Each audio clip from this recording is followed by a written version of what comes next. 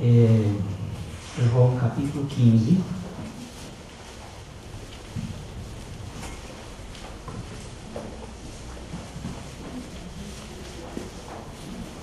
Eu sou a videira genuína e meu Pai é o cultivador. Cada vara que continuamente deixa de produzir fruto, em união comigo, Ele a remove. E cada vara que é constante em produzir fruto, Ele a poda, a fim de que produza cada vez mais fruto. Vós já estáis podados por causa da palavra que vos falei e que perdura convosco. Firmai de vez vossa permanência em mim, e eu farei o mesmo em união convosco. Cada vara não pode produzir o fruto de suas próprias forças, se não permanecer na videira. Assim também vós não podeis, se não permanecerdes em união comigo. Eu sou a videira, vós sois as varas. Aquele que permanece em mim e no qual eu permaneço, este vai dando muito fruto, pois sem mim nada podeis fazer. Se alguém persiste em não permanecer em união comigo, ele já foi definitivamente jogado fora. Como a vara mencionada e ficou secada. E reúnem as tais e as jogam no fogo, e vão sendo queimadas. Se permanecerdes resolutos de uma vez em mim, e as minhas palavras ficarem arraigadas de uma vez em vós, pedireis o que quiserdes e vos será feito. Nisto ficou realizada a glória do meu Pai, no propósito de que continuamente deis muito fruto, e assim sede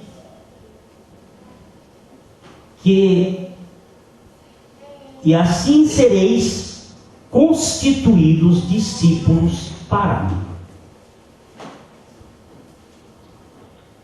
Amado Pai, Tu és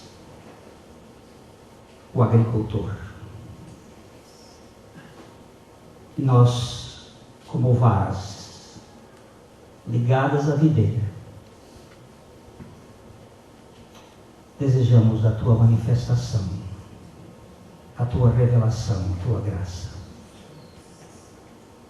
Toma o nosso coração para Ti. Levanta os nossos pensamentos para olharmos para Cristo. Dá-nos a graça de termos a dependência do Teu Espírito Santo. Fala conosco hoje, para que em tudo Cristo seja glorificado, Teu povo seja edificado. aqueles a quem tu tens designado pela tua graça sejam salvos. E haja profunda alegria nos nossos corações. Nós te louvamos no nome do teu Filho Jesus. Amém. O Senhor fez alguns imperativos categóricos, imperativos não comandantes, não imperativos de general, não ordens que determinam constrangimento ou uma obediência estupidificada. Talvez o seu primeiro imperativo nós encontremos em Mateus capítulo 4. Mateus capítulo 4, eu rogo a misericórdia de alguém que possa providenciar aquilo que é mais importante para a sobrevida de uma voz: água. Segundo o Dr. Pedro Bloch, nós não deveríamos falar sem beber, porque a voz precisa ser lubrificada continuamente. Então vamos usar esse processo. Mateus capítulo 4, vamos ler os versos 18, 19. Eu gosto de ter a companhia dos leitores, porque assim nós todos estaremos participando da leitura bíblica juntos. Então, se alguém já foi moralizado e tomou café, porque eu estou privilegiado, eu tenho um microfone. Você não vai ter o microfone, então você vai falar um pouco mais alto para que todos possam escutar. E Jesus, andando junto ao mar da Galileia, viu a dois irmãos, Simão, chamado Pedro, e André, os quais lançavam as redes ao mar, porque eram pescadores. E disse-lhe: vinde após mim, e eu vos farei pescadores de homens. Esse talvez realmente seja o primeiro imperativo: vinde. Após, depois, atrás. Vinde após mim. E o verbo aqui é farei. Ele fará. Vinde após mim. É o primeiro convite imperativo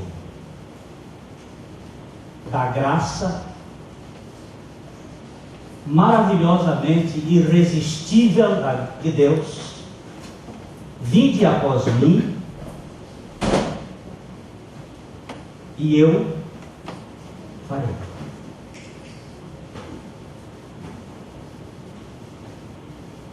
Em Mateus capítulo 11,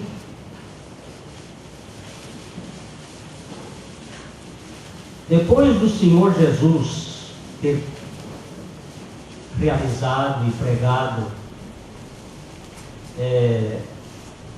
em Corazim, Betsaida, em Cafarnaum, de ter anunciado a graça, ter realizado milagres, e aqueles circunstantes não terem crido, o Senhor tem um momento de grande dor no seu coração, e ele increpa palavra muito difícil da gente entender. Aquelas cidades,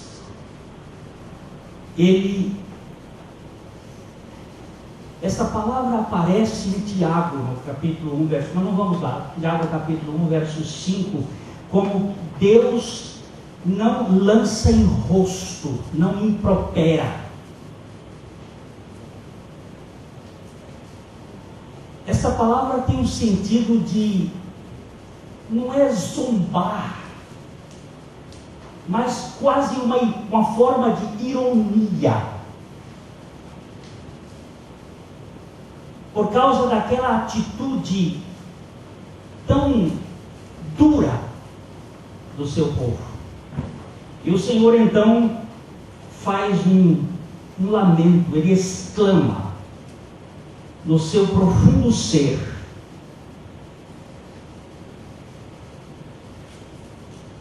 e diz: graças te dou, ó Pai,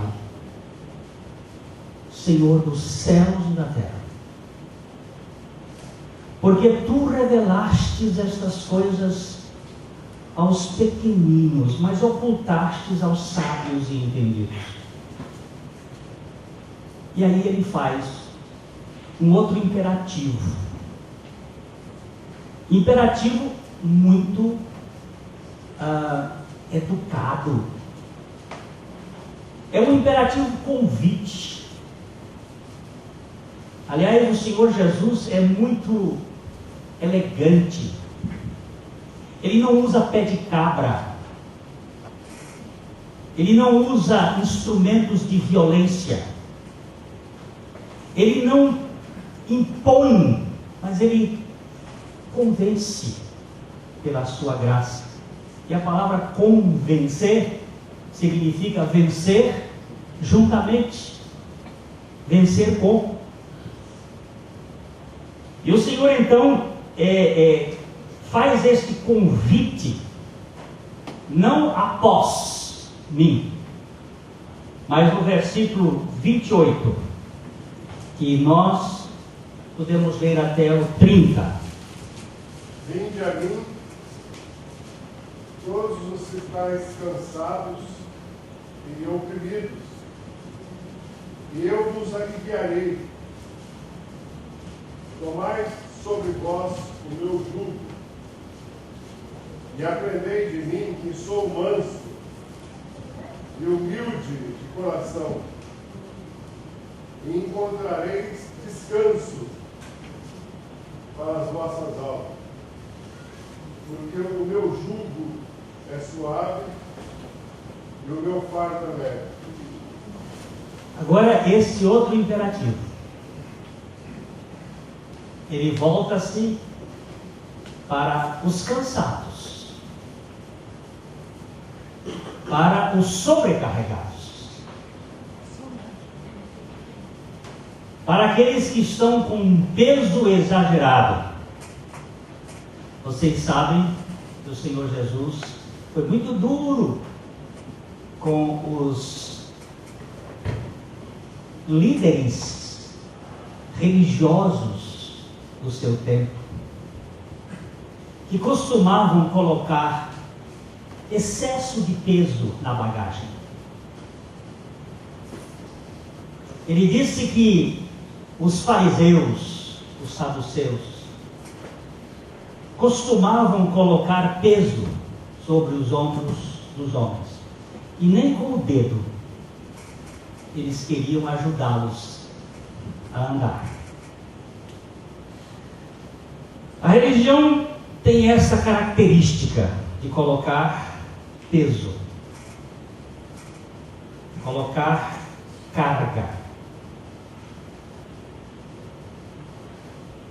Eu sinto na caminhonete, quando eu dirijo, quando entra gente e põe peso, que ela fica pesada. Eu sinto que tem que acelerar mais. Agora você imagina um motor de Fuc puxando uma jamanta. Como fica? ele não suporta aquele peso. É muito pesado. Então o Senhor viu o que é o fardo da religião. E então ele faz um imperativo convite: vinde a mim, para ter férias. Na primeira coisa é eu farei. Na segunda coisa é folga, é descanso, é férias. Férias de nós mesmos. Porque o maior empecilho para a vida cristã somos nós. Os nossos preconceitos, as nossas interpretações,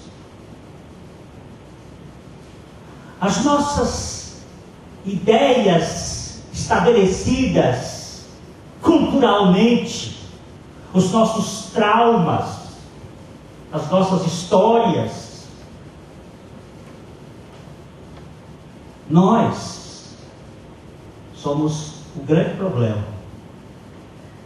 Eu sou o meu maior problema.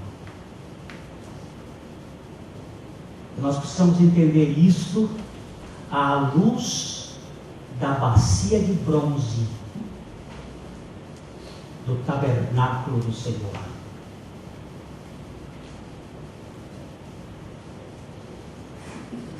Porque vida de permanência é vida de intimidade. Mas intimidade com o Senhor.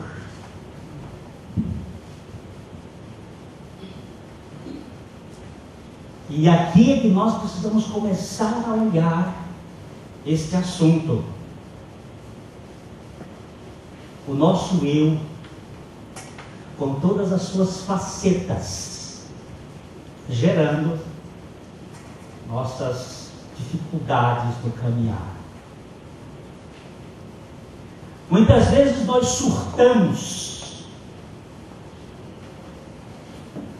Quando o Senhor Jesus chamou aqueles 3 discípulos para aquele momento glorioso da sua manifestação de reino no Monte da Transfiguração, em seguida todos eles surtaram. O surto de Pedro foi a exclusividade. Vamos ser aqui nós os únicos. Somos especiais, somos únicos. Vamos fazer aqui 3 cabanas, deixa aquela turma para lá. E vamos aqui cuidar de nos preparar e sermos únicos no alto deste monte. Já chegamos aqui, já vimos tudo. Já vimos Moisés, já vimos a glória da profecia se cumprindo. Já vimos agora o Filho amado, em quem devemos ouvir. Vamos aqui ficar, vamos aqui construir 3 tendas, 3 cabanas, e vamos ficar aqui para que a gente possa usufruir do grande privilégio. Só que lá embaixo tinha endemoniado. Lá embaixo tinha gente precisando de Jesus. É o surto da exclusividade. E quando você anda um pouquinho mais à frente, você encontra os 2, Tiago e João. Aqueles 2. Lembre-se que João depois foi chamado aquele discípulo do amor. Mas por que os samaritanos, ao lerem na face de Jesus a designação de que ele estava indo para Jerusalém, e o irmão Shen ontem já nos presenteou com a maravilha do objetivo de Deus, que é Jerusalém, a finalidade desta caminhada, desta peregrinação, da qual aquela Jerusalém tipifica. Eles disseram: o Senhor quer que a gente peça fogo do céu para consumir estes que não pensam como nós pensamos? Olha o surto. Pirou. Mas eles tiveram a revelação da glória. Eles estiveram, foram os 3 que estiveram com o Senhor, mas piraram. Perderam o ponto de vista. Então, meus amados, este convite é para o descanso. É para tirar o peso. Aqui vamos ter que olhar muitos aspectos do Senhor removendo essa carroceria cheia, para que nós possamos olhar a humanidade que Deus ama. Os marginalizados que muitas vezes nós perdemos de vista. Mas que são amados por Cristo. E então nós temos agora o terceiro imperativo. O primeiro é: vinde após mim. O segundo é: vinde a mim. Vinde após mim, eu farei. Vinde a mim, você vai ter folga. Você vai ter descanso na vossa alma. Mas agora ele faz não vinde. Para aquele que já veio, ele agora diz: permanecei em mim. Permanecei em mim. Essa tradução que nós lemos, ela é muito ligada ao contexto dos verbos no grego. É uma tradução assim, mais olhando o tempo dos verbos, procurando dar a conotação da sequência do presente, ou do perfeito, ou do auristo, que são tempos verbais que no português eles não têm a mesma posição. Então ela diz mais ou menos o seguinte: firmai de vez vossa permanência em mim.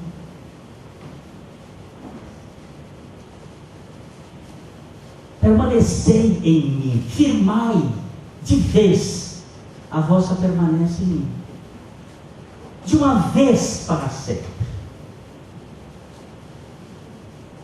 Firmai aqui a vossa permanência em mim. E ele diz mais: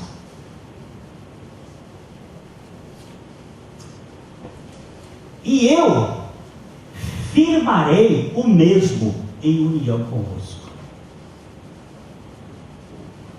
Aqui nós temos que começar a verificar como é que o ramo está na parreira. Mas eu quero fazer um pouquinho, a gente voltar um instante lá atrás, no candelabro. Um pouquinho lá da história, de como surgiu aquela peça tão preciosa. Vamos para capítulo 37 de Êxodo.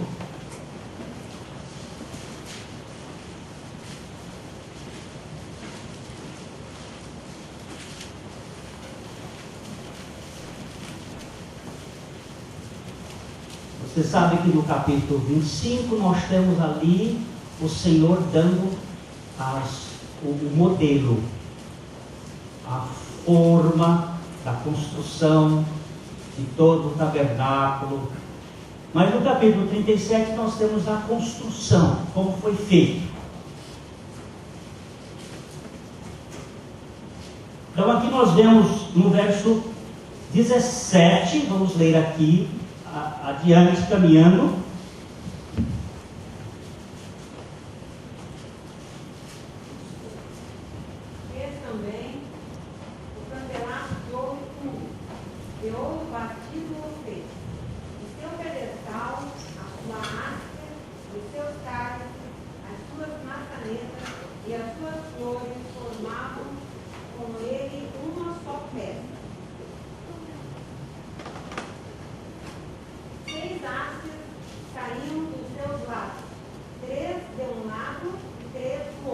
Então, vamos só fazer aqui um desenhozinho.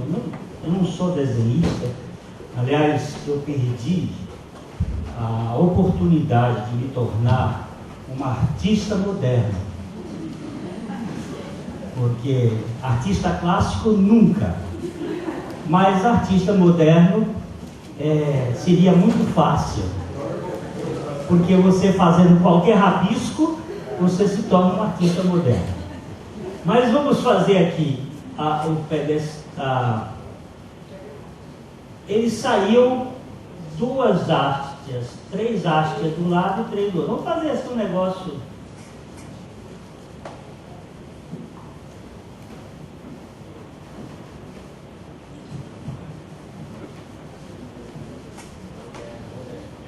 Moderno, né? Não, não é mais parecido. Negócio aqui, estou fazendo, faz de conta que isso, né? Então ele disse que fazer uma só peça. Isso não tem cola. Isso foi feito de 1 talento de ouro, 36 quilos de ouro. É uma peça inteira. Agora, a mais próxima figura que nós temos do candelabro está no Arco do Triunfo, feito por Tito. Quando Tito, o imperador, conquistou Jerusalém, ele mandou desenhar mas esse é do tempo de Herodes. Nós não temos toda a condição de saber se foi daquele jeito. É o mais próximo que existe da figura do candelabro. Mas aqui, esse candelabro tem 3 hastes. O candelabro central, a parte do centro, e 3 do outro lado. Então vamos só continuar, é a leitura. Verso 19. Numa haste havia 3 cálices com formato de amêndoas, uma maçaneta e uma flor, e 3 cálices com formato de amêndoas na outra haste, uma maçaneta e uma flor. Assim eram as 6 hastes que saíram do candelabro. Então, ele está dizendo que nesse candelabro havia uma amêndoa, um formato de amêndoa, uma flor e uma maçaneta.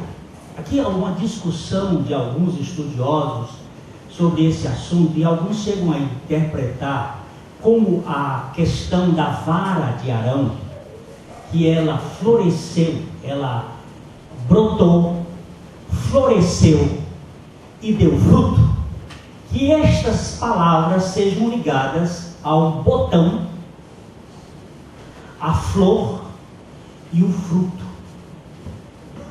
Que, segundo alguns estudiosos do assunto, poderia estar ligado à Trindade,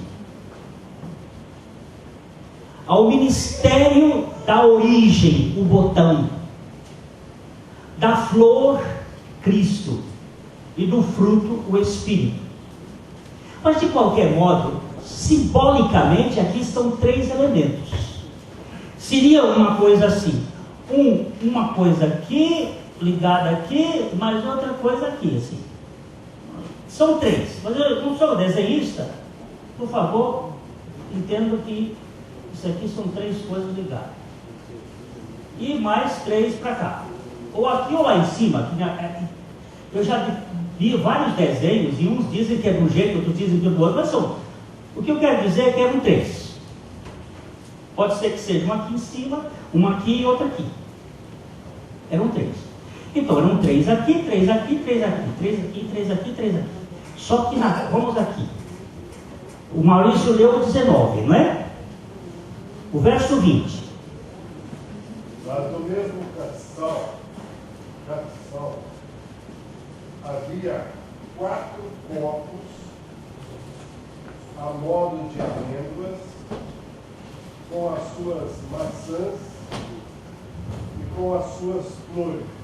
Agora, você está vendo? Aqui seriam três. Eu vou botar mais para cima, porque para dizer que há uma outra interpretação que é assim.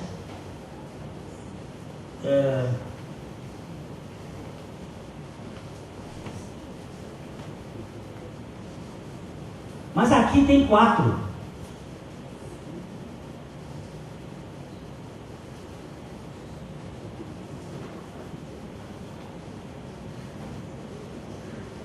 Aqui tem 4.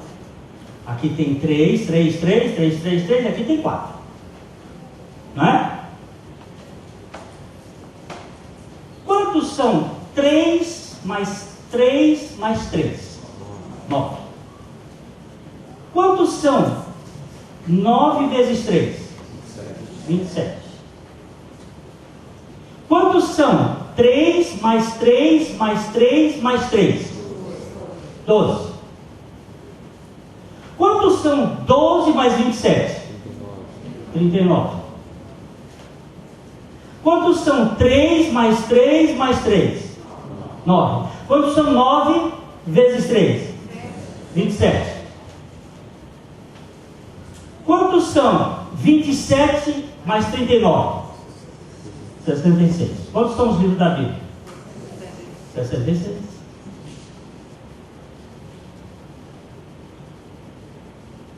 Será que é isso? Será que Deus estava estabelecendo lá? Ou Ele não sabe todas as coisas? Qual é a luz que não podia ser apagada? O candelabro. Esse fogo não pode trazer fogo estranho. Pode ser? Pode. Muito bem. Deus está revelando a sua pessoa, a pessoa do seu filho, na palavra. O que é a Bíblia? Examinais as Escrituras, cuidando, ter nelas a vida eterna. E são elas testificam.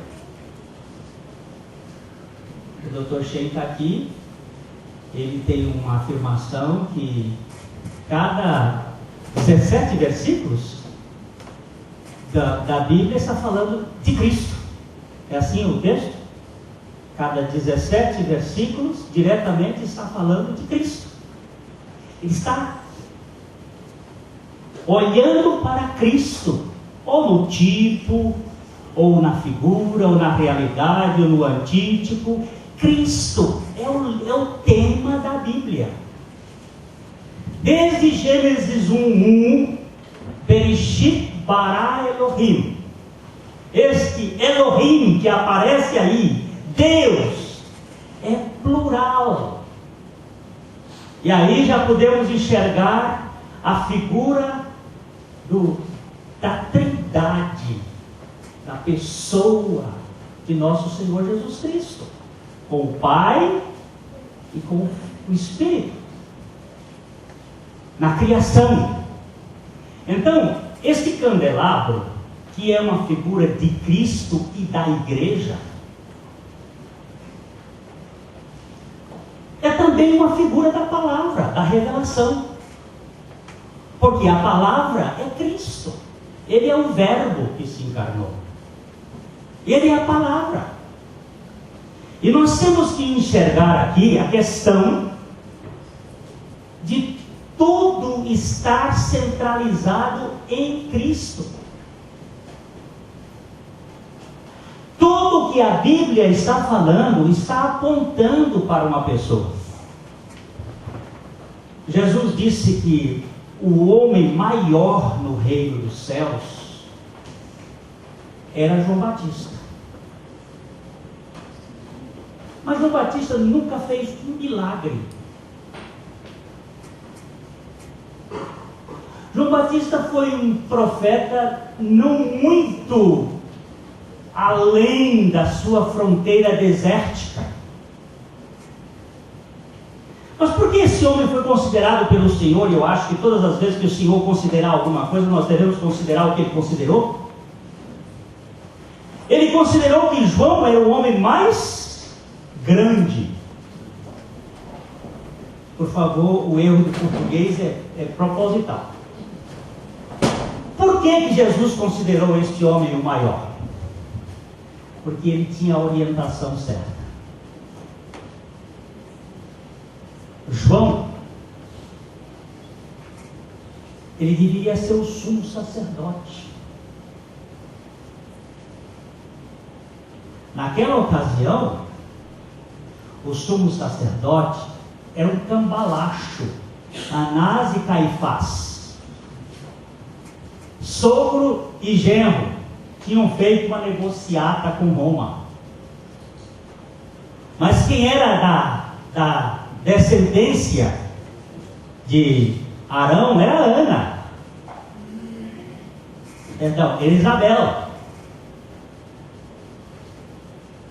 E Zacarias, que era sacerdote, que deveria ser João Batista, o sumo sacerdote do tempo de Jesus, este foi que pegou o cordeiro, porque era ele que devia levar o cordeiro para ser imolado em favor do povo, e disse: eis o Cordeiro de Deus. Por que ele foi considerado um homem grande? Porque ele apontou para a pessoa certa. Qual é a pessoa certa? Cristo. A pessoa certa é Cristo. O Pai nos traz para Cristo, e o Espírito Santo nos revela Cristo, e nós somos conduzidos para Cristo e para permanecermos em Cristo.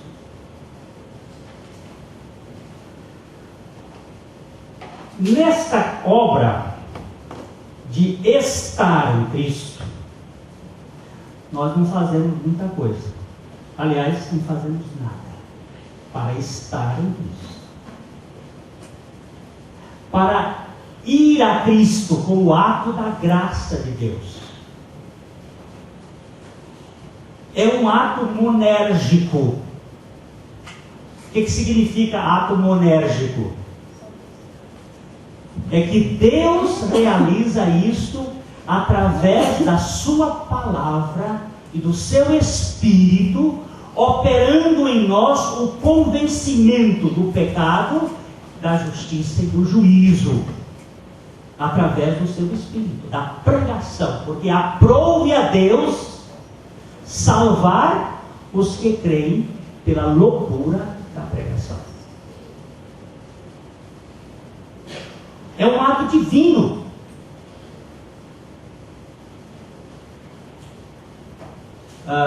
Lázaro não podia levantar-se dentre os mortos. Ele não podia ter uma ressuscitação. Saibam que Lázaro não teve ressurreição. Ressurreição é uma coisa, ressuscitação é outra. O único que foi ressuscitado foi Jesus. E depois aqueles outros santos do tempo do Velho Testamento, depois da ressurreição de Jesus, porque ele é o primogênito da ressurreição. Os outros tiveram ressuscitações, levantaram, viveram por mais algum tempo, mas depois morreram. Jesus é o primogênito da ressurreição. Agora, o Senhor, que é a nossa vida, né, Ele opera em nós a condição de poder voltar para Ele, pela sua graça. Nós não poderíamos, de modo nenhum, por nós mesmos, assim como Lázaro não poderia ter a sua ressuscitação, se o Senhor não chegasse lá e dissesse: Lázaro, vem para cá. É o poder da palavra. Aliás, o Senhor Jesus nunca participou de um sepultamento. Ele nunca participou de um velório. Ele nunca participou desse momento de enterrar a gente. Porque quando ele chegava, o defunto levantava. Mas só levantava porque ele falava. Ele sempre ressuscitou ou fez ressuscitações por meio da sua palavra.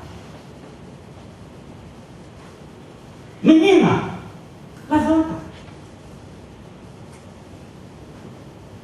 É a palavra de Deus, que é a palavra criadora, é a palavra também regeneradora, vivificadora.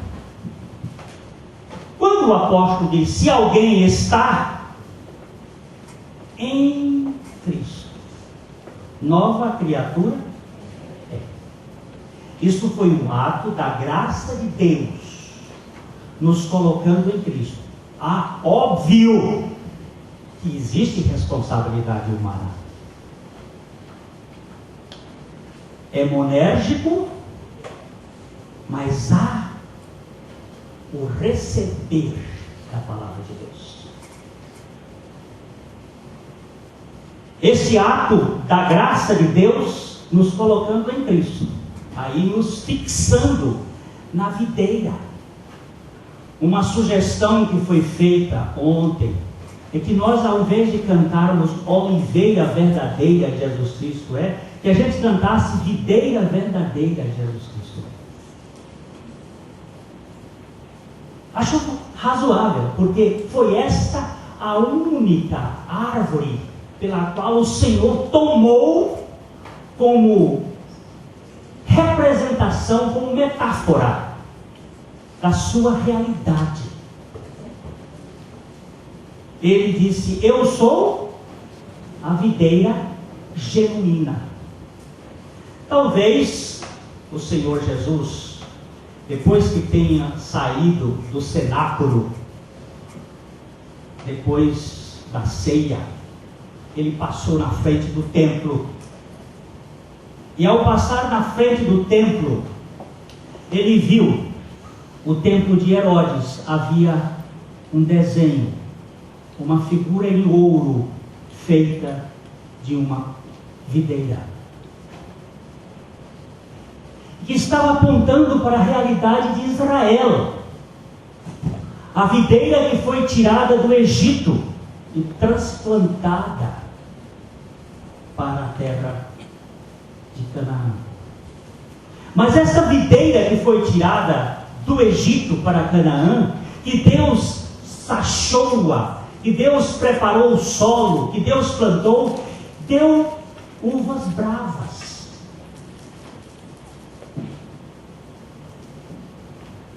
Isaías capítulo 5, verso de 1 a 7, vai contar exatamente este fato da videira que deu uvas bravas.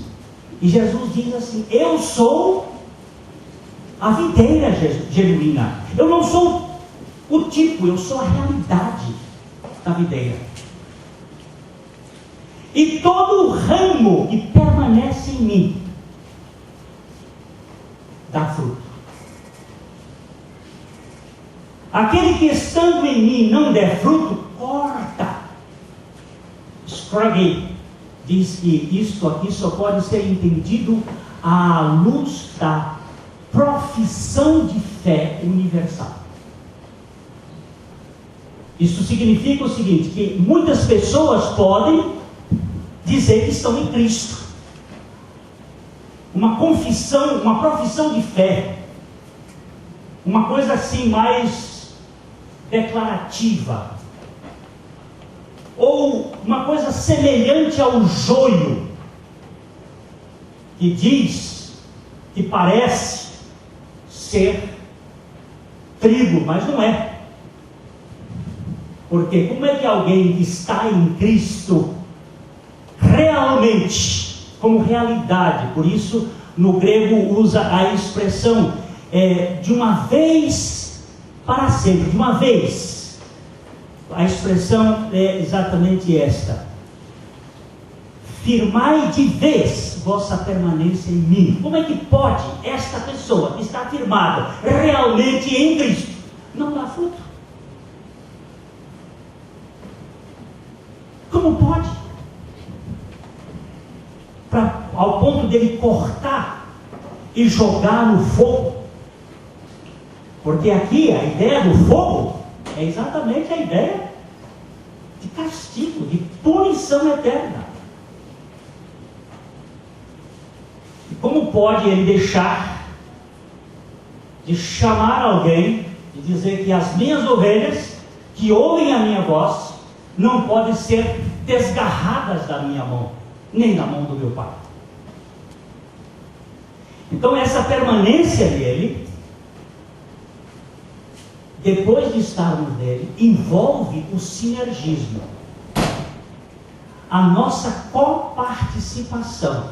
Mas a coparticipação, lembre-se disso, não somos nós que tomamos a decisão, é Deus que nos qualifica, porque Jesus disse: sem mim nada podeis fazer.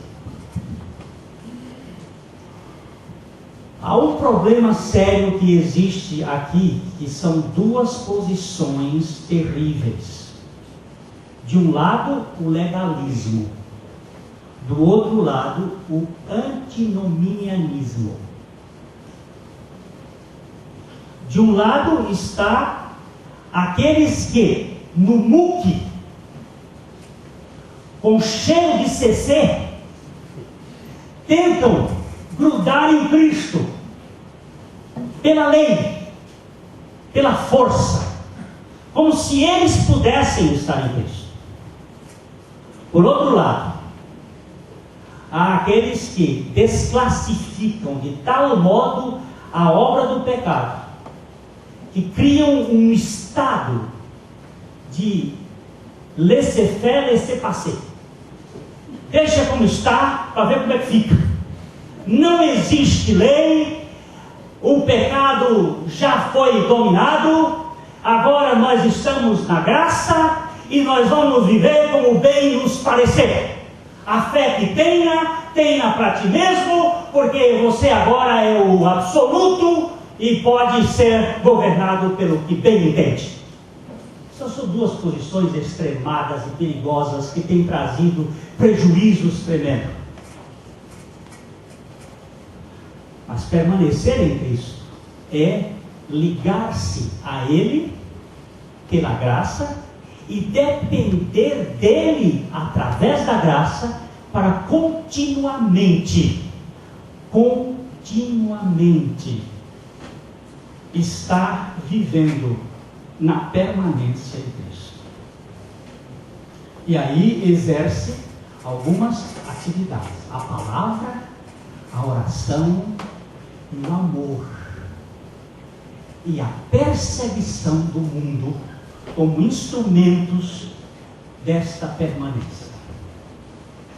São as 4 coisas que Dodman levanta como pontos de apoio dessa permanência: a palavra, a oração, o amor e a perseguição do mundo. O horror que o mundo vai causar na vida dos seus. Então, vinde após mim, eu farei. Vinde a mim, descanso. Permanecer em mim, fruto. Ora, aqui questão mnemônica, para questão de gravação, eu faço assim, para a utilização de métodos de poder entender. Vinde após mim, eu farei a obra de Deus. Vinde após mim, eu farei. Vinde a mim.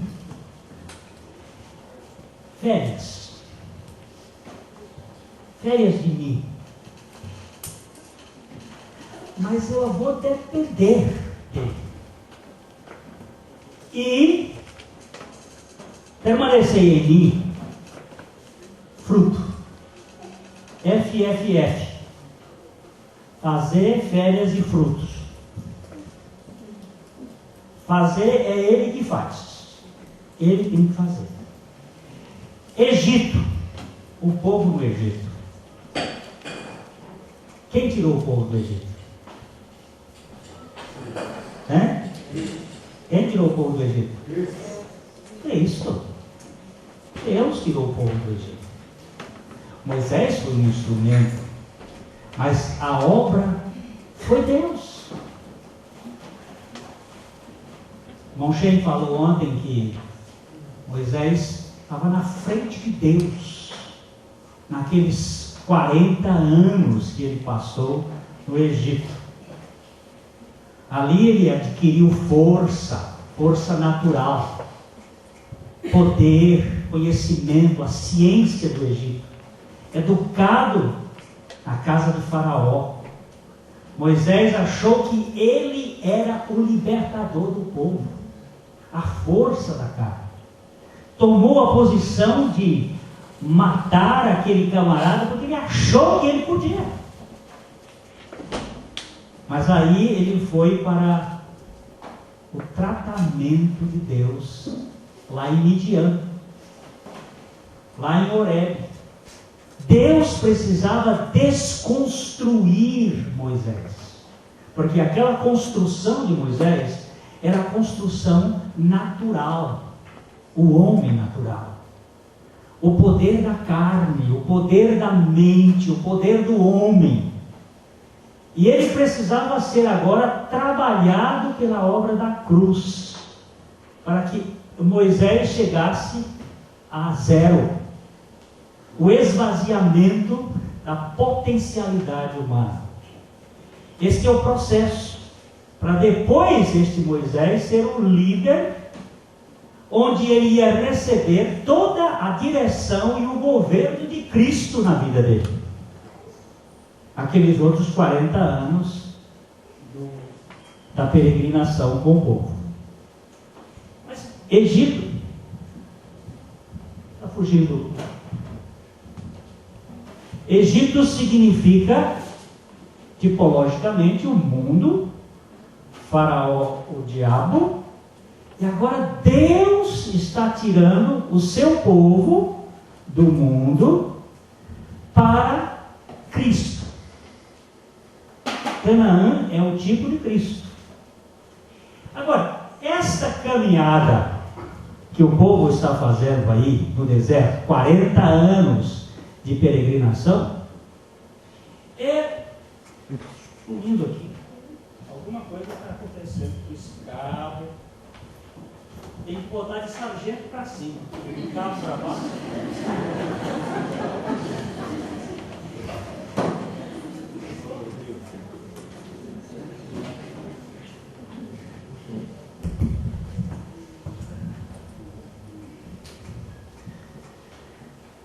Então, Deus está tirando o povo para trazer para Canaã. Tem esse período, que é um período que, dentro do aspecto da tricotomia da humanidade, dessa posição de que o homem é um espírito que habita num corpo e se manifesta por uma alma, que dentro dessa tricotomia, Deus nos salvou em Cristo Jesus da condenação do pecado em nosso espírito, como obra passada. Ele nos salvou. Nenhuma condenação há para os que estão em Cristo Jesus. Aquele que recebeu a Cristo como Senhor e Salvador na sua vida, foi feito filho de Deus. A gente às vezes se perde, eu não sei se alguém tem aí a versão chamada NIV, Nova Versão Internacional. Alguém tem? Você tem aí? Leia este texto, aí o pai, passa para o pai, que você está com vergonha, né? Leia João, Evangelho de João, capítulo 1. Leia o versículo 11 e 12. João 1, 11 e 12.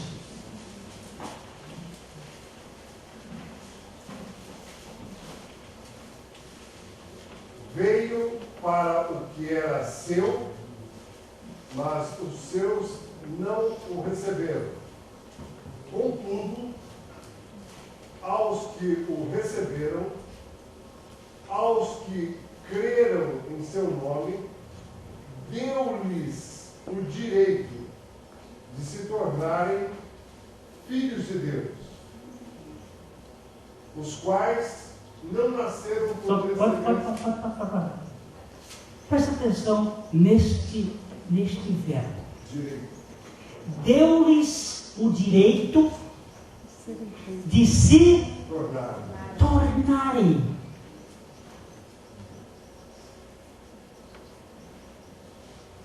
Você presta atenção que aí existe o dedo do humanismo. Como é que você pega o texto de tal maneira que ele fica com: você tem o direito de se tornar filho de Deus? Mas não é assim. Não somos nós que nos tornamos filhos de Deus por um direito que nós adquirimos, mas nós fomos feitos filhos de Deus pela graça de Deus em Cristo. Veio para o que era seu, os seus não receberam, mas a todos quantos o receberam, deu-lhes o poder de serem feitos. Mas nós colocamos aí a nossa participação neste ato do fazer de Deus. Esse fazer de Deus é gracioso. Eu não nasci fisicamente porque eu quisesse nascer fisicamente. Do ponto de vista natural mesmo, eu nasci porque os meus pais, eu nem sei se eles quiseram. Me parece que eles não queriam. Eu tenho uma sensação de rejeição biológica. Eu carrego isso porque minha mãe estava com 43 anos quando ela me teve. Ela não queria mais filha, ela tinha 6, para que mais um?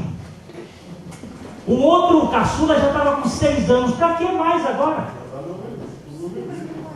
7, né? Mas ela já tinha perdido 2. Eu já era o nome. Esse eu não conto, né? Mas o fato é o seguinte: aqui estava um problema. Ela chorou do primeiro dia até o que eu nasci. Ela chorou, ela não me queria, não.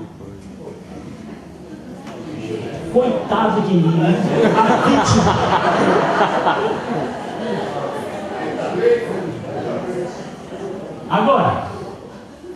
Agora veja bem, não sei se eles queriam mais filhos, mas havia uma lei, e essa lei não pode ser quebrada do ponto de vista biológico. E lá vim eu. Estou aqui. Não nasci porque quisesse nascer. E nós não nascemos porque queremos em si mesmo. Lógico que ao receber a palavra de Deus, como palavra de Deus operante, no poder do Espírito Santo que nos convence, nossa vontade é capturada pela operação de Deus e nós recebemos, pela graça de Deus, a pessoa de Cristo. E nos tornamos, e somos feitos filhos de Deus, pela graça de Deus. Mas, isto aqui aconteceu. Nós estamos em Cristo. Como foi que nós estamos em Cristo? Como é que nós estamos em Cristo? Como é que nós entramos para Cristo? Como é que nós fomos participar da obra de Cristo? Como foi isso? Isso é um milagre. Isso é um mistério. Você prega, um crê, o outro não crê, você não sabe explicar. Mas é um mistério, e é um mistério da graça. Deus quer a salvação de todos, lógico. Ele não quer que nenhum se perca, senão que todos cheguem ao conhecimento da verdade. Deus não tem prazer na morte do ímpio. Mas como é que você chega para Cristo? Não sei. Mas eu sei que você precisa pregar Cristo e o Evangelho para que as pessoas possam, ouvindo a palavra, serem tocadas pelo Espírito. E agora, naquela obra da cruz, quando o Senhor foi levantado, eu acho que esse versículo, para mim, para o meu coração, é a chave que destranca o mistério da compreensão da Bíblia. Para mim. João 12:32. Esse versículo mostra a obra sumária de Cristo, nos levando para sermos enxertados nele. Como é que diz aí, João 12:32?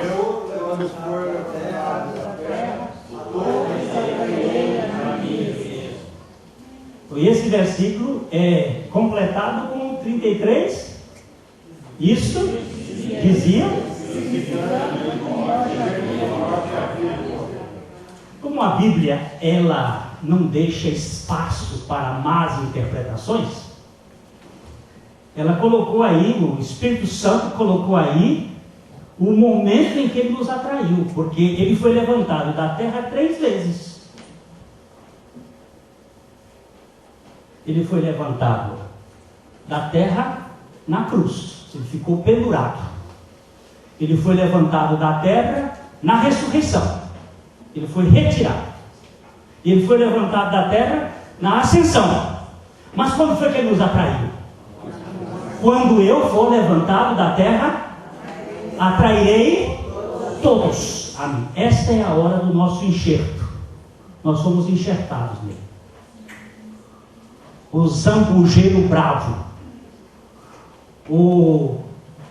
não a vitis vinífera, mas a vitis sodomeia, que é a videira de Sodoma, a videira brava, a videira rebelde, a videira que tem a natureza de Adão.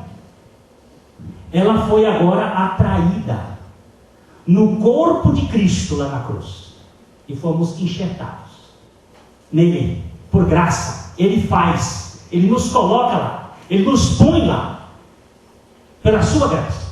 Fomos identificados. Gosto tanto quando Andrew Murray trata desse assunto da nossa identificação unida no sacrifício do Cordeiro. Ali fomos colocados nele.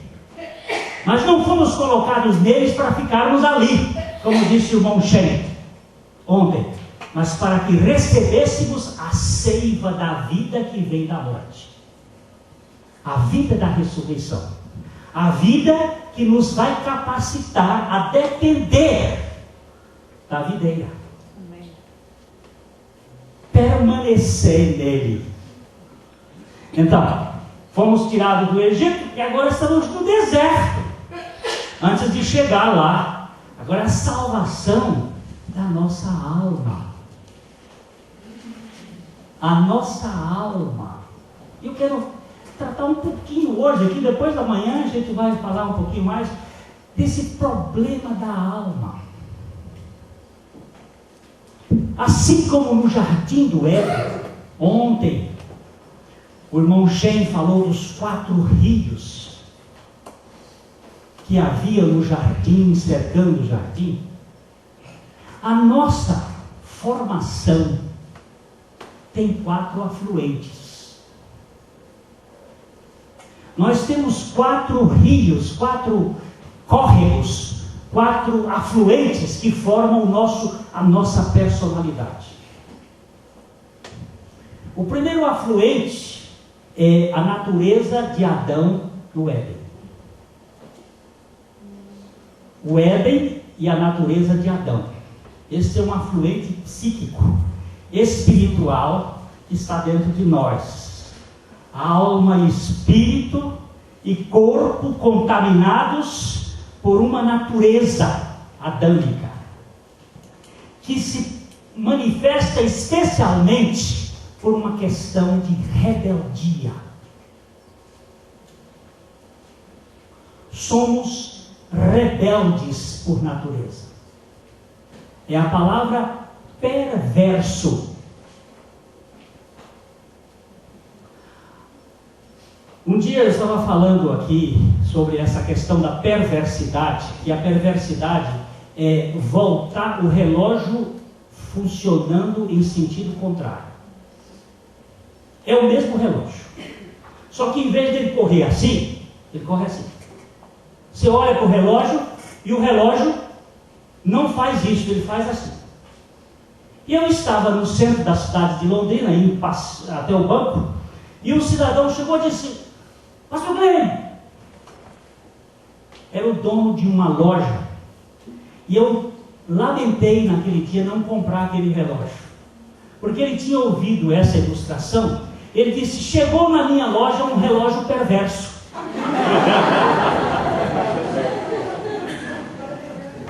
Aí ele foi me mostrar o relógio. O relógio não funcionava assim, ele funcionava assim. Ele rodava ao contrário.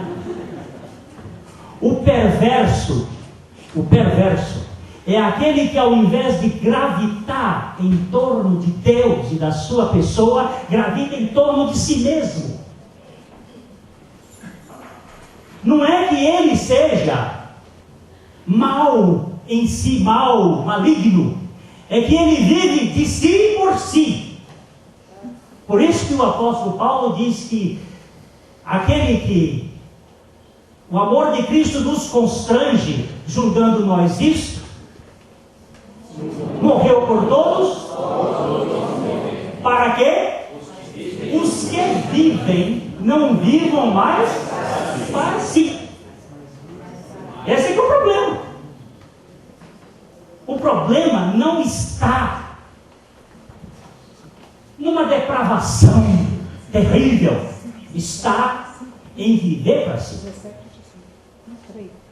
Deixa eu contar aqui uma história. Um dia chegou um grupo, um rapaz fazia parte de uma banda.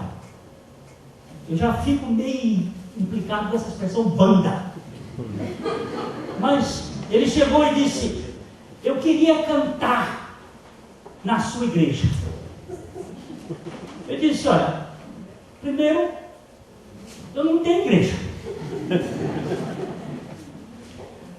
Agora, segundo, eu queria saber por que você queria cantar. É porque nós estamos lançando um CD e lá tem muita gente. Eu digo: como a igreja não é minha, se fosse minha eu deixava, mas como ela não é minha, o dono dela não permite.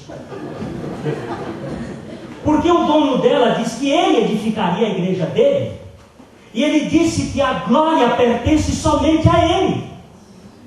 Então você não vai lá, porque o que ele estava entendendo é que se você cantar, se você orar, e se você pregar, mas que é para você, isso é pecado tanto quanto qualquer outro. É viver para si.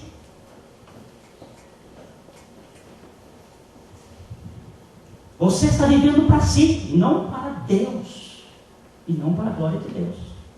Qualquer um que vive para si, para as suas ideias, na verdade, está contaminado pelo problema de Adão,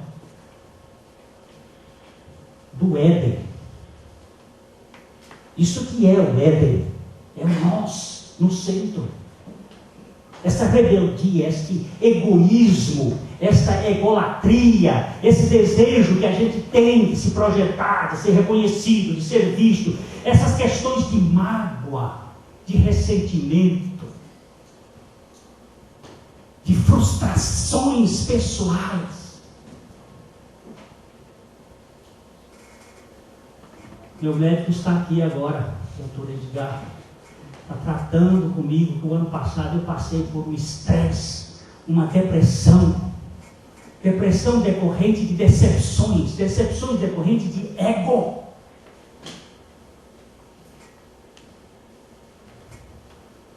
Preciso da obra da cruz, diária.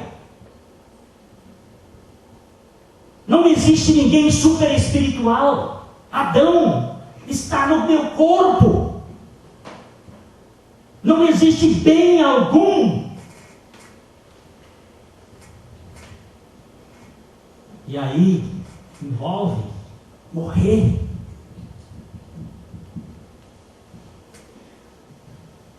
Nós temos que olhar esse lado da nossa identificação da morte por Cristo como algo sério e contínuo e permanente.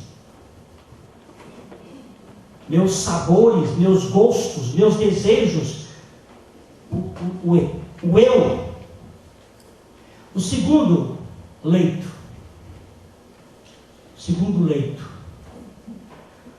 Eu visitarei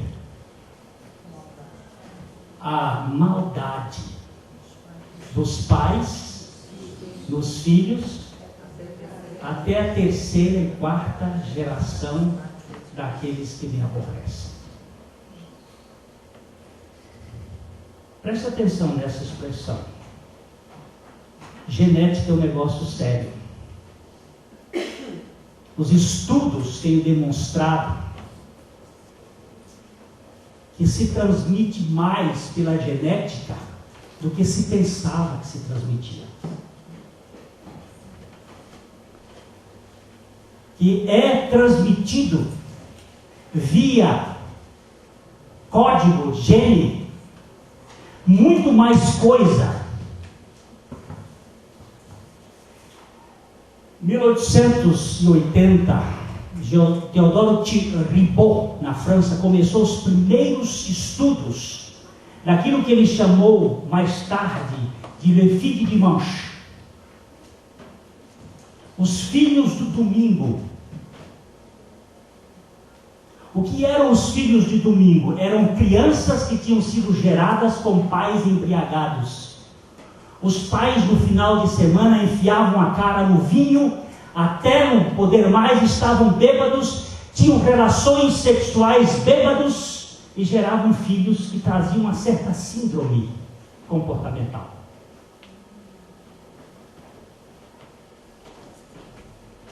Foram os primeiros estudos. Está saindo de novo aqui o negócio. O negócio é comigo.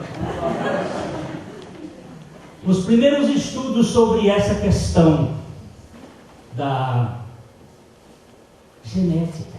Mas Dolly trouxe muitas informações. Dolly não mamou na mãe, Dolly não conheceu a mãe, mas Dolly fazia exatamente o que a mãe fazia. A mãe batia a patinha igualzinho, coisas que ela nunca tinha visto.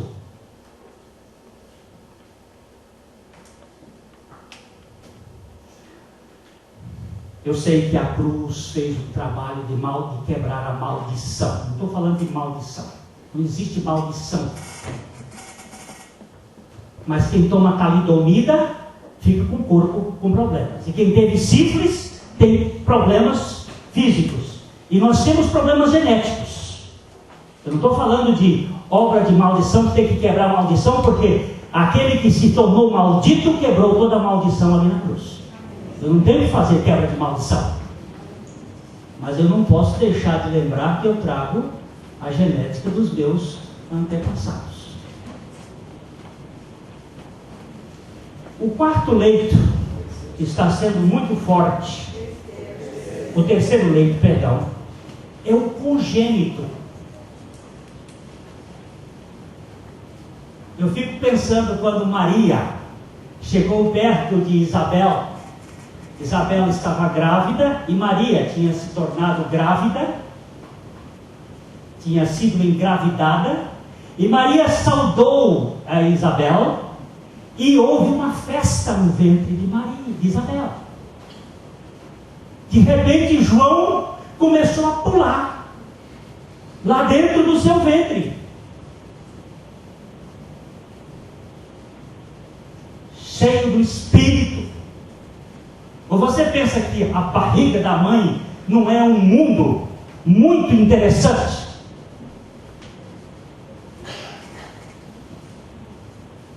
Dr. Simmons conta a história de uma moça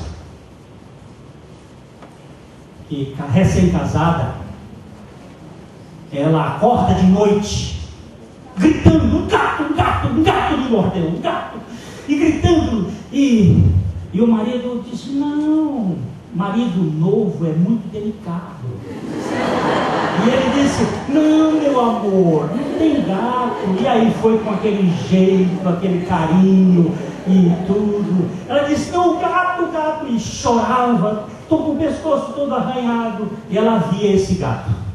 E ela descreveu o gato: pardo, com manchas, com olho verde, com tal. E alguém chegou, pegou no rabo do gato, pegou o gato, jogou na parede, matou o gato. Ela viu tudo aquilo. No outro dia ela contou para a mãe a história que a mãe morava numa outra cidade. E a mãe disse: mas esse gato existe.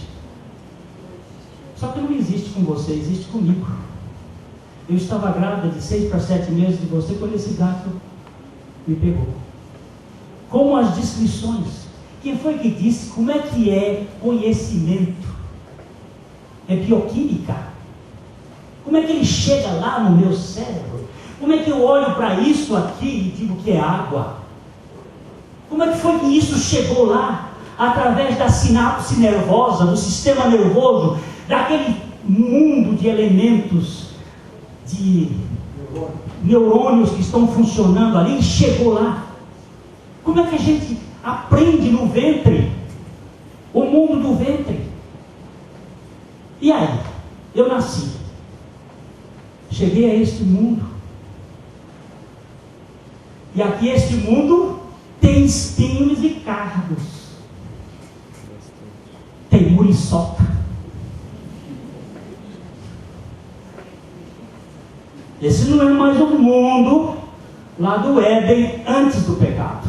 Ele tem um negócio esquisito.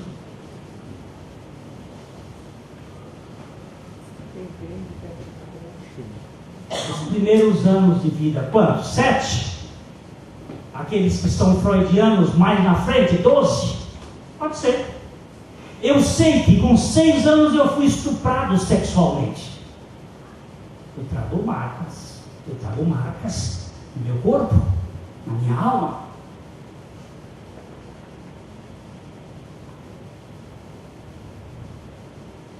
Cristo é minha vida? É, mas minha alma é complexa. Minha alma tem dores. Minha alma tem medos. Como é que eu sou formado? Eu tenho um Adão. Eu tenho 30 pessoas aqui na minha cabeça. Como é 30? Visitarei a maldade dos pais nos filhos até a 3ª e 4ª geração. Lá vai 2, mais 4, 8, mais 8, 16, 8, mais 8, 16, mais 16, 32. Estão aqui, grudados, funcionando, geneticamente.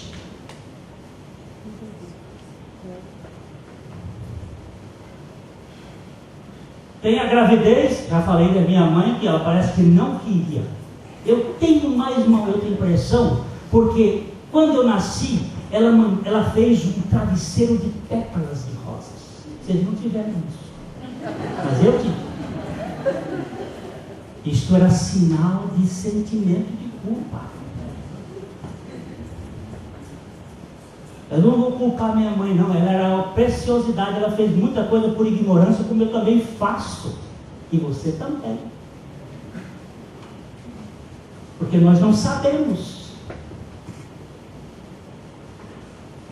Então, nós temos aí uma história, uma origem. E agora Deus entrou na nossa vida em Cristo, no nosso espírito. Recebemos o Espírito e a nossa alma.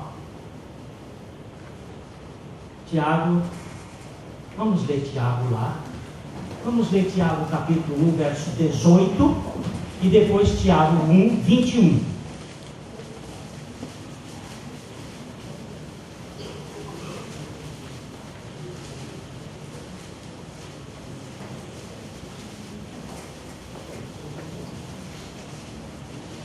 Tiago 1, 18. Pois, segundo o seu querer, ele nos gerou pela palavra da verdade, para que fôssemos como que primícias das suas criaturas. Olha só. Segundo o seu querer. Querer de quem? De Deus Pai. Segundo o seu querer, Ele nos gerou. Nos gerou através de quê? Da palavra da verdade. Quem é a palavra da verdade? Cristo. Ele nos gerou pela palavra da verdade, da qual a Bíblia também é a expressão desta palavra da verdade. Então, nós temos aí, Ele nos gerou pela palavra da verdade. Estamos regenerados, Cristo vive em nós. Amém? Amém. Muito bem, e o verso 21? Portanto, despojando-vos de toda impureza e acúmulo de maldade, acolhei com mansidão a palavra em voz implantada, a qual é poderosa para salvar as vossas almas. Agora aqui é outra coisa. Aqui é outra coisa. Você vê que ele diz assim, portanto, despojando-vos. Este verbo é importante a gente observar. Você tem relógio aí? Se eu chegar para esse cidadão aqui, o Silvio, meter um revólver na cabeça dele, você passa o relógio para cá, isso chama o quê? Roubo, não furto. Roubo. Houve violência, ele me passou. Se ele tivesse ali distraído, eu aqui tirasse o relógio, furto. E se ele tivesse morto? Despojo. Ele morreu. Aí ele não vai precisar mesmo dele. Eu posso levar isso porque despojo é tirar do morto. Despojai-vos, já que morrestes com Cristo. Você vai ver Paulo dizendo isso lá em Colossenses. Se morrestes com Cristo, se ressuscitastes com Cristo, fazei, pois, morrer a vossa natureza terrena. Só quem pode fazer morrer é quem já morreu. Despojai-vos. Volto para você. Que dor de presente. Despojai-vos. De quê? Olha só. Voltando para Tiago. Despojai-vos de toda impureza.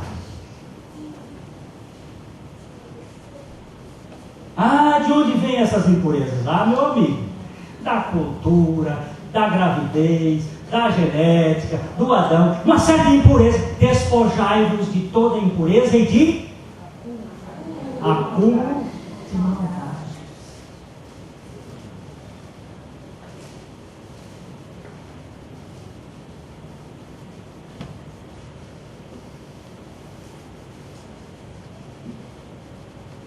Nós somos terríveis. Só Jesus. Acúmulo de maldade. Como é que termina aí o texto? Acolhei com mansidão a palavra em vós já foi enxertada, implantada. Ela já foi implantada. Ela foi implantada quando Cristo veio e veio operar a sua salvação em nós. Fomos atraídos a Ele, fomos crucificados com Ele, fomos ressuscitados nele, fomos agora, Ele vive em nós. Mas agora Ele diz: fazei agora esta operação. Qual é? Acolhei com mansidão. Aquela mesma mansidão que Ele está falando do descanso lá atrás. Ele disse: aprendei de mim, que sou manso e humilde de coração. Acolhei com mansidão. Mansidão é atributo de Cristo.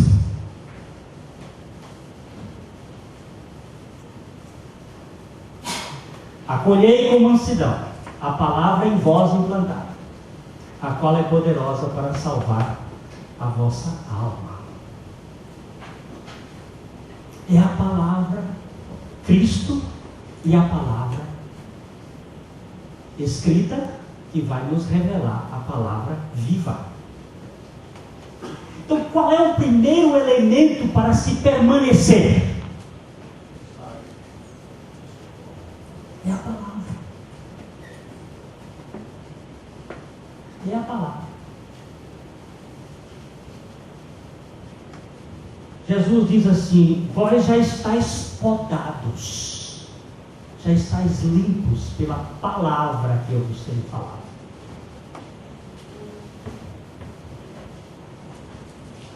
Permanecer em Cristo agora exige, requer tempo, ruminação, intimidade com a palavra que vai nos levar à palavra. Com a palavra que nos conduz à palavra. Porque não sei. Sou eu. Ou é lá? A palavra que é Cristo, a palavra escrita, que vai nos enriquecer nessa permanência. Senhor, estou diante da Tua palavra. Revela-me a Tua palavra. Agora eu preciso de Ti. Permanecer em Cristo é esta caminhada do deserto, onde muitas coisas vão acontecer, onde nossos instintos e apetites vão se manifestar, e onde nós vamos ser corrigidos, tratados diante de Deus. Nós temos aí as lembranças das cebolas, dos pepinos, das melancias.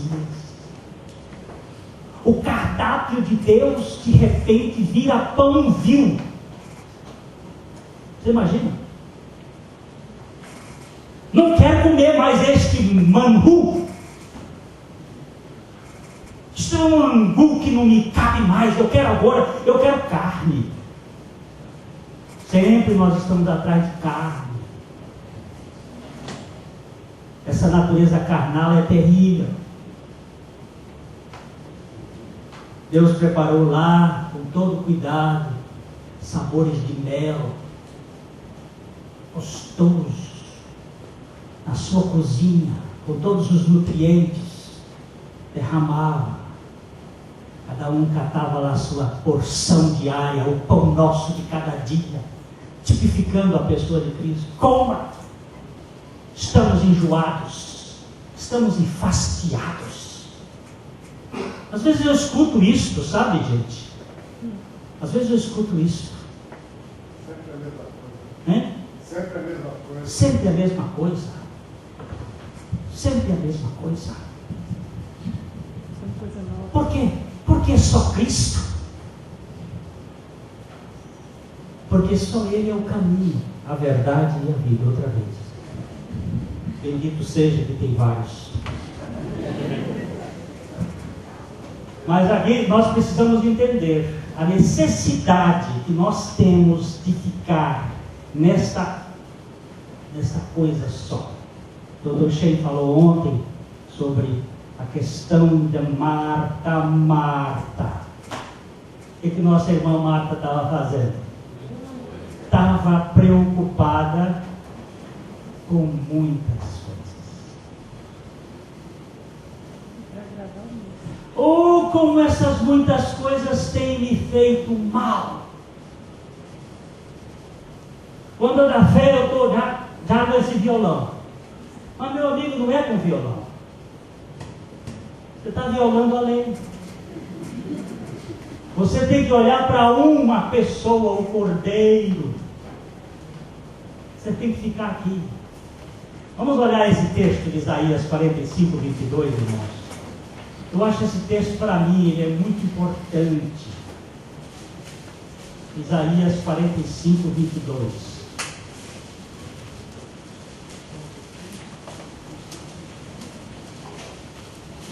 Olhai para mim e sereis salvos, vós, todos os termos da terra, porque eu sou Deus e não há outro.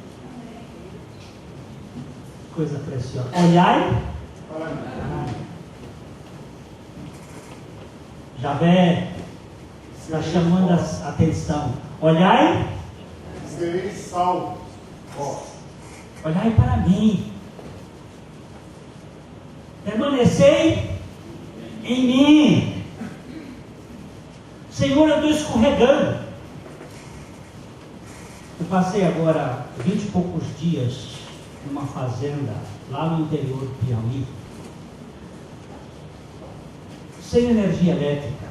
Melhor lugar do mundo para se viver. Não tem nível. Não tem nível. Ali eu acho que o É o começo do paraíso. Olha, já está falhando aqui. Eu acho que o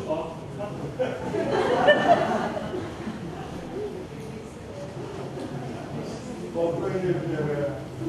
Não, tá batendo lá, mas não. O Rio Guion, eu acho que é o Paraíba. O Dr. Shea acho que não achou o rio lá, é o que passa ali e entra na Lagoa do Parnaguá. Era ali a outra ponta do paraíso. Foi a Pangeia que rachou quando as águas do dilúvio partiram, aí era aquilo.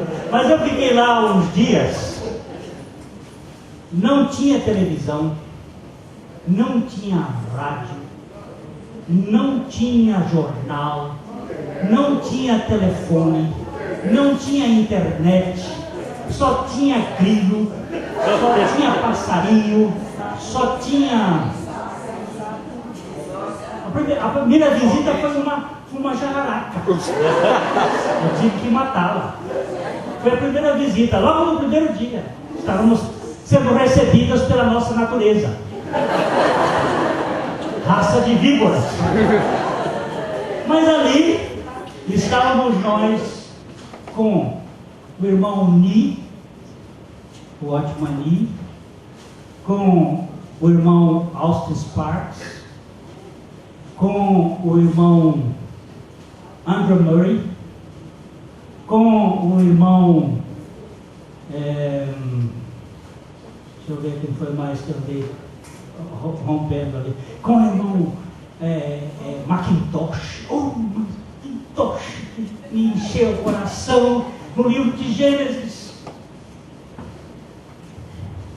E com o irmão maior, o Senhor Jesus. Agora sim. Senhor, deitado numa rede, praticamente, minha mulher às vezes ficava dizendo, você não vai fazer alguma coisa? Eu estou fazendo. Mas eu quero Cristo. Irmãos, eu passei uns dias tão preciosos, e eu orava por esse momento aqui e dizia, Senhor, eu preciso do Senhor. Eu quero estar inserido aí dentro dessa videira. Eu não tenho nada para oferecer a ninguém se o Senhor não der. Eu preciso desse alimento, que preciso que as tuas raízes que estão profundamente enraigadas dentro da vontade do Pai, que desce no profundo das águas para buscar a vontade do Pai, que o Senhor alimente o meu coração, porque eu preciso de Ti. Eu estou cansado de religião, eu estou cansado de mim. Eu preciso de Ti. E isto permanecer. E Murray dizia assim, Glênio, mas Murray morreu em 1896, como é que ele estava dizendo no livrinho dele? Eu personalizo. Quando eu leio, eu personalizo. Eu falo, como se ele estivesse falando comigo, Glênio, a cada momento, diga, Senhor, eu permaneço em Ti. Foi você que traduziu, Jamil? Foi, irmão. Eu digo assim, ó, Senhor, diga assim para ele, agora, é só agora que eu tenho, eu não tenho amanhã, nem tenho ontem já foi, eu só tenho agora eu permaneço em Ti. Aí passa um momentinho, eu digo, agora eu continuo permanecendo em Ti, pela Tua palavra. Aí ando mais um pouquinho, vem um outro pensamento, eu digo, mas esse pensamento não te pertence e eu agora permaneço em Ti.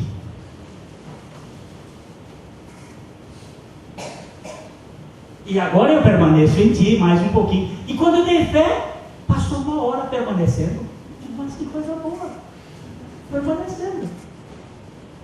Ele disse, se vós permanecerdes em mim, há um caminhar da minha vontade conquistada pelo Senhor. Antes eu não tinha essa vontade. A minha vontade era fazer a minha vontade. Agora a minha vontade foi capturada. Como eu disse,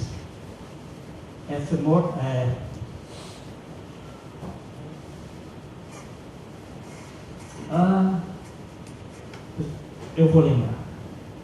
F.B. Meyer, ele diz assim, Senhor, Tu sabes que a minha vontade é fraca como a minha carne.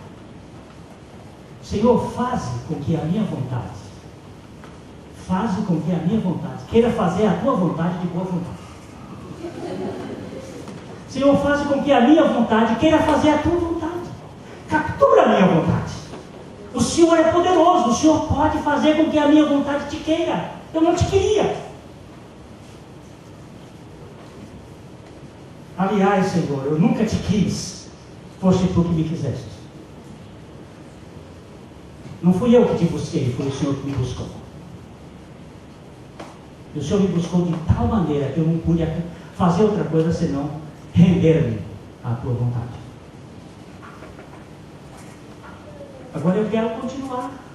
Agora sim, com essa vontade capturada pelo Deus da graça, nós vamos andar dia a dia. Dia a dia. E temos aí aqueles 3 elementos que o irmão Shea falou ontem do Senhor Jesus dizendo, olha, negue-se a si mesmo, tome a sua cruz e siga-me cada dia. E Paulo vai mais enfaticamente dizer isto assim, levando sempre e por todo lugar, diz a versão corrigida, sempre e por todo lugar, sempre, advérbio de tempo, todo lugar, locução adverbial de lugar. Onde é sempre por todo lugar? Onde é sempre? Sempre é tempo. E é em todo lugar. Todo lugar é espaço. No tempo e no espaço. O tempo todo. Em todo lugar. Levando sempre o quê? A mortificação do Senhor Jesus. Para quê? Para que a vida do Senhor Jesus se manifeste em nosso corpo mortal. Isto é sério. Irmãos, não tem atalho. Não tem método,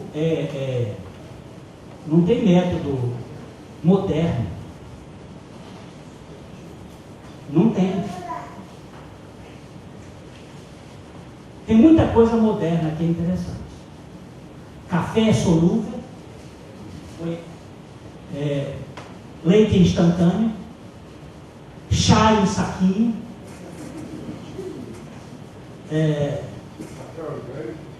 mas são coisas rápidas que eu estou falando. Miojo, micro-ondas, tudo é rápido. Telefone celular. Pronto, vou falar lá no mundo. No instantinho. Tudo é rápido. Internet. Tudo é rápido. Tudo é muito rápido. Vida cristã. É dia a dia. Não tem esse negócio. Eu permaneci ontem, permanecendo, levando sempre,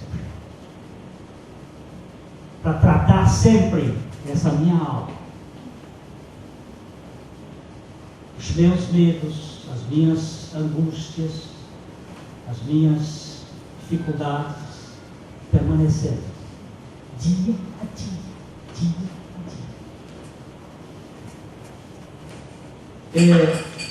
A palavra. Chegou aqui. A quem eu dou de presente? Não aparece? É o cidadão. Então depois eu lhe dou.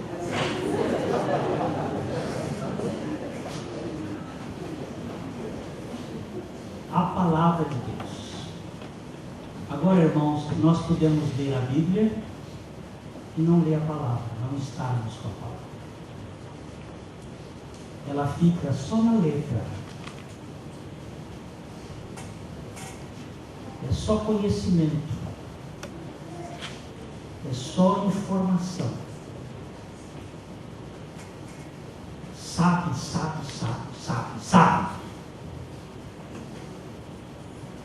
Só que o saber incha. Nós vamos ter uma outra questão lá na frente que Jesus disse, mas vocês vão ser conhecidos pelo amor, nessa permanência. Não é pelo saber, é pelo amor. Que vai mostrar. Agora não confunda fogo estranho com fogo do altar. Nadab e Abiú morreram. O fogo era igual. Só que o fogo que eles trouxeram não era o fogo que tinha sido aceso pelo Senhor. Fogo por fogo são todos povos. Só que um tem origem divina e o outro tem origem humana. Não confunda. Mas não é fogo? É fogo. Mas esse fogo aqui veio com a expressão de uma embriaguez, de uma bebida, de uma perda de sensação, de sentido. Nós não estamos dependendo do fogo que está lá, aceso no altar de Deus.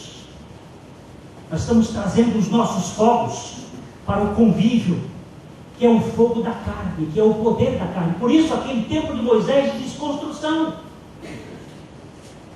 Não é o que eu tenho que serve, é o que o Senhor dá. É a manifestação do Senhor. É o fogo dele.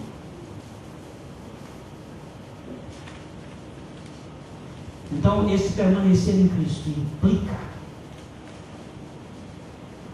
uma desconstrução muito grande das nossas vidas, para que nós dependamos inteiramente dele. O ramo estando em mim, ele limpa para que produza mais fruto. Nós vamos tratar um pouquinho sobre essa questão do fruto amanhã. Ele tem implicações do caráter de Cristo, tem implicações da ação, da manifestação do Evangelho de Cristo, tem implicações da operação do Espírito Santo na vida daquele que está em Cristo. Tem fruto. Começa dizendo: não tem fruto, fruto, mais fruto e muito fruto. Não tem fruto, tem fruto, mais fruto e muito fruto. Deus tem sempre aqueles de 30, 60 e 100 por um. A frutificação como obra da graça de Deus. Permanecer, dependência. Senhor,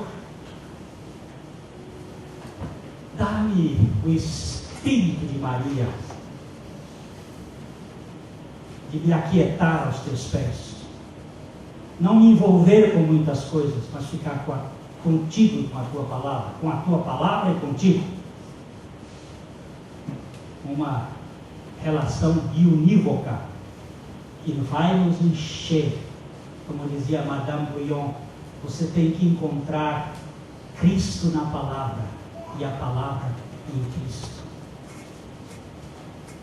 Essa relação enriquecedora de permanência. O Senhor nos dê graça a sairmos do nosso lugar de conforto e podermos comprar ouro refinado da natureza divina pela sua infinita graça. Querido Pai, nós nos colocamos na dependência de Ti para que o Senhor nos faça conhecer, permanecer, depender do Teu Filho Jesus. Nós pedimos que o Senhor cuide de todos os detalhes deste encontro, para que em tudo o Senhor Jesus seja glorificado. Em nome dele que nós oramos. Amém. A mensagem que você acabou de assistir faz parte do Ministério de Comunicação Palavra da Cruz. Temos um grande acervo de estudos bíblicos em áudio e vídeo. Distribuímos também, gratuitamente, o jornal mensal Palavra da Cruz. Entre em contato conosco pelo fone fax 0 operadora 43 3322 3037 ou pelo e-mail com@palavradacruz.com.br. Visite-nos também pelo site www.palavradacruz.com.br. Graça e paz.